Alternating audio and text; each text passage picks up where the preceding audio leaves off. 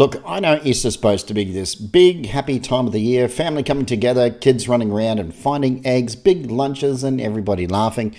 That's the picture that we all grew up with, and that's what's all over your social media feed right now. But if you're sitting here watching this video, I'm guessing that's not how it feels for you. Maybe you're on your own this weekend and you didn't choose to be. Maybe you're actually surrounded by people you still completely feel alone. Like this is invisible wall between you and everybody else. Or maybe you're just sitting scrolling through your phone, looking at everybody else's Easter and asking yourself, why does everybody else seem to have this sorted? Why does it look so easy for them? And I want to hear something straight away before we get into anything else. There's nothing wrong with you, nothing at all. What you're feeling right now has a name and it makes complete sense. And there are real things that can actually help. That's what today is all about. Hi, I'm Alan and I'm a counsellor here in Cairns, Queensland. And I work with people every single day who are dealing with the exact kind of thing that you might be going through right now. Loneliness, feeling disconnected, struggling to get through those days that are supposed to feel very special, but they're just not. And of course, one of the things that I've noticed over a lot of years of doing this type of work is that public holidays, Easter especially, are generally some of the hardest times for a lot of people. Not because something dramatic has happened, not because there's a big crisis, but because there's a huge gap between how you actually feel and how you're supposed to feel. And sitting in that gap is exhausting. It is exhausting. Easter in particular puts a lot of pressure on people because it's so tied up with the idea of family and togetherness and fresh starts as well. And if your life doesn't look like that right now, it can feel like everybody else has got the memo and you missed it completely. So here's what I want to cover today. First, I'm going to help you understand why you feel the way that you do, because when you understand it, well, it stops feeling so overwhelming. Second of all, I'm going to give you some straightforward practical things that you can actually do this weekend. And third, I want to be honest with you about it. And it might be the time to reach out and get a bit of help right here today. Before I get into any of the why or how, I just want to stop for a second and actually talk to you. Because feeling isolated at Easter can mean so many different things for different people. And I just don't want to speak in generalities. I want you to feel like I'm actually talking to you. So let me just run through some things that I hear from people at this time of the year. And if any of these sound familiar, I want you to know that you are not alone. Maybe you've lost somebody, a parent, a partner, your best friend, someone you meant everything and everything to you. And Easter is just one of those times where that loss hits differently. The empty seat at the table. Traditions that feel hollow now because the person who made them special isn't there anymore. That phone call that you kept wanting to make and then remembering that you can't. Grief doesn't care what day it is, but public holidays have a way of dragging it right back into the front. And if that's where you are right now, I want you to know that completely makes sense. That's grief doing exactly what grief does. Maybe your family situation is just complicated. Not everybody wants or has a warm, easy relationship with their family. And that's more common than people talk about. Maybe there's a real distance there, either physically, emotionally. Maybe there's been a falling out. Maybe you've had to step away from family for your own mental health and well-being. And you know that was the right decision. But this time of the year still stirs up something inside. Still makes you wonder and still hurts a little bit. And maybe you've recently gone through a breakup or separation and is the first long weekend without that person. The plans that you had and the things that you were going to do together, that particular kind of loneliness, missing one specific person, is one of the sharpest kinds there is. And it's not just you being alone. Is that you are aware of exactly who's missing. Maybe you struggle with depression or anxiety, and this long weekend with no structure and all this pressure to be happy and present and sociable is honestly the last thing that you need. You might be exhausted just getting through the week, and the idea of putting on a smile on your face for family lunches or pretending everything is fine is just far too much. Or maybe you generally can't even put your finger on it. You just, I don't know, feel off, flat, a bit of a loss. Like everyone else is on something that you're not. And you're just sitting there wondering, what's wrong with you? And well, here's what I want you to know. Nothing is wrong with you. You don't need a reason to feel lonely. Loneliness is not a character flaw. It doesn't mean that you're weak or that you have failed at something. It's a human feeling. It really is. It's a human feeling. And you are allowed to have it. Full stop. Really, full stop. Okay, so let's talk about what actually is going on, because I think when you understand the psychology behind this, it generally helps. And it stops feeling like something is wrong with you and starts feeling like, oh, this actually makes sense. The first thing is something called contrast effect. And this is really, really important to understand. Our brains don't experience feelings in isolation. We experience them in comparison to what's going on around us. So when the whole world around you is signaling celebration and connection and happiness, the decorations, the family plans, and the social media posts, your own pain or loneliness gets thrown into much sharper relief. And it's not Easter that makes your life worse. It's that contrast between what's around you and what's actually inside you that makes the hard stuff feel much, much harder to sit with. The second thing as well that I want you to know is that I think that this is one of the most important things I can tell you, is that loneliness is physically painful. I'm not speaking metaphorically. Research into the brain actually shows that the areas that process social rejection and isolation overlap with areas that process physical pain. So when you're saying that being lonely hurts, it literally does. Your brain is not being overdramatic. You're not being too sensitive. Your nervous system is responding exactly the way that it's designed to do.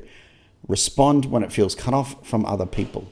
That's not weakness. That's just being human. And the third thing, long weekends wreck your routine. And most people really underestimate how important routine is to mental health. And when you have structure to your days, a reason to get up, a rhythm to follow, or contact regular people, your nervous system feels safe. But when that structure disappears, it does over like a long weekend, things can feel much shakier, even if you're noticing specific things have gone wrong. That's why a lot of people feel more anxious or flat over holidays. It's not just in your head. Your brain generally notices the loss of predictability. And then there's social media. I want to be really direct about this one. Over Easter, your feed is going to be full of absolute best versions. The best version of everybody else's life. Big family gatherings, happy couples, and beautiful food, and kids having the time of their lives. And what you're not seeing, what will never see, is all the people sitting alone scrolling through those exact same posts, feeling the exact same way that you do right now. Social media is a highlights reel. It's not a real life.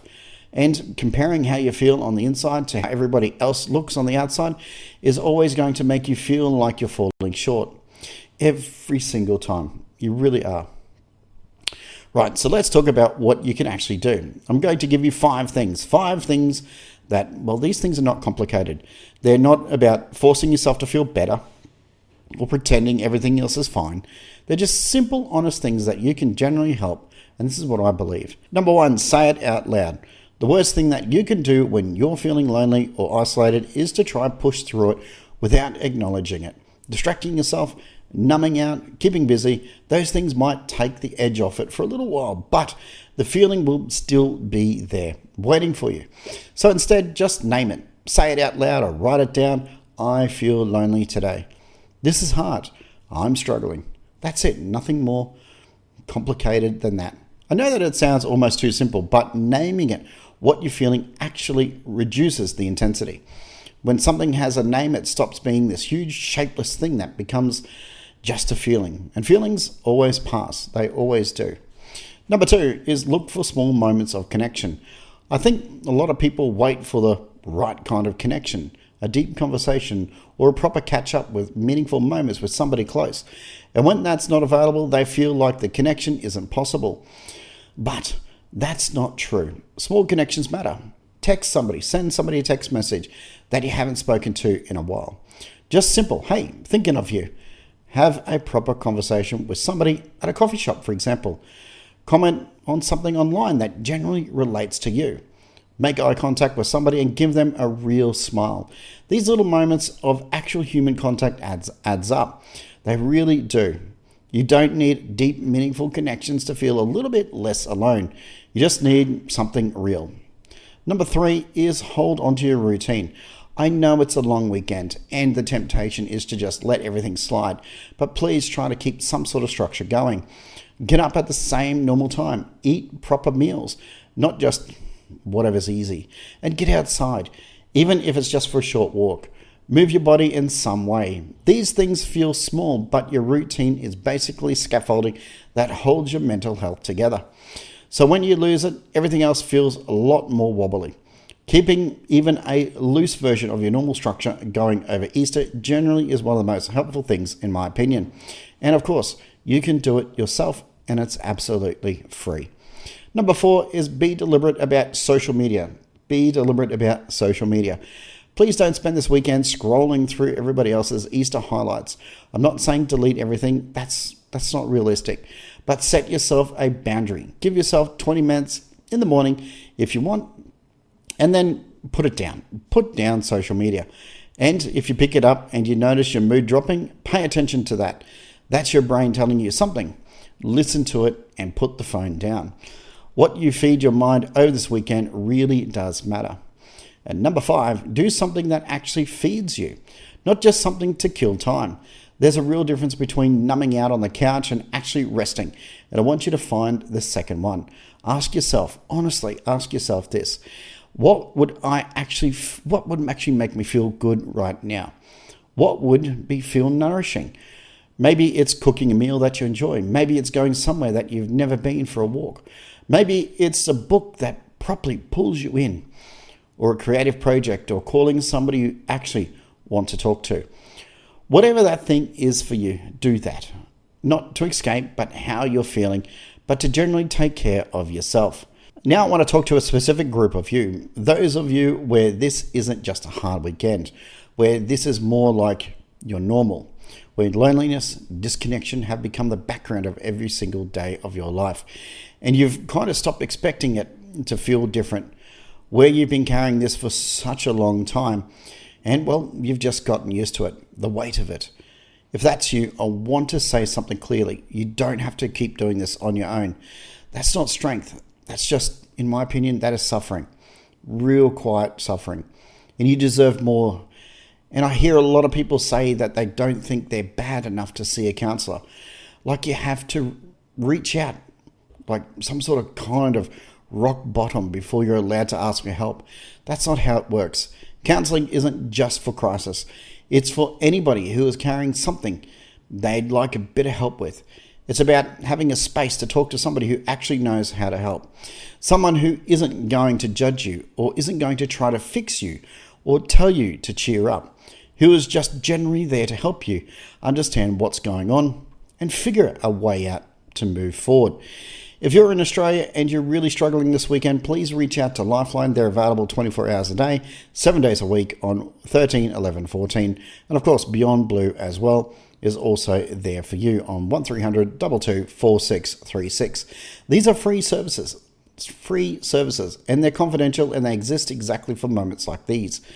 So please use them. And if you'd like to work with me, that's right, if you'd like to work with me directly, my details are in the description below. I'd love to hear from you.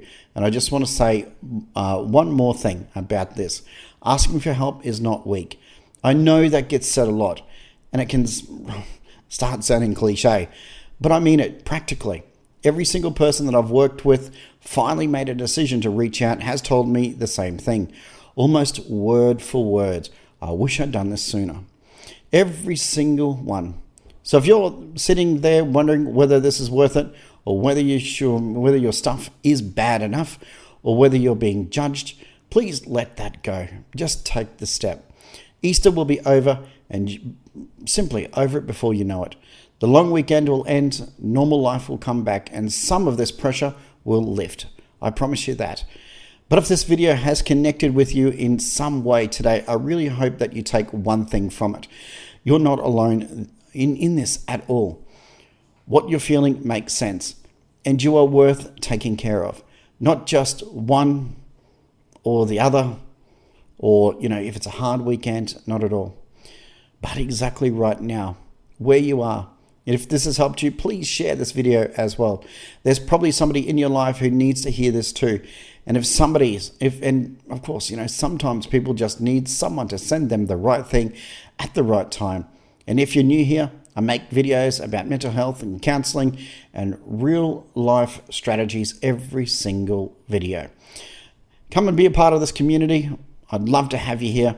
Take care of yourselves this weekend. I mean that, and I'll see you in the next video.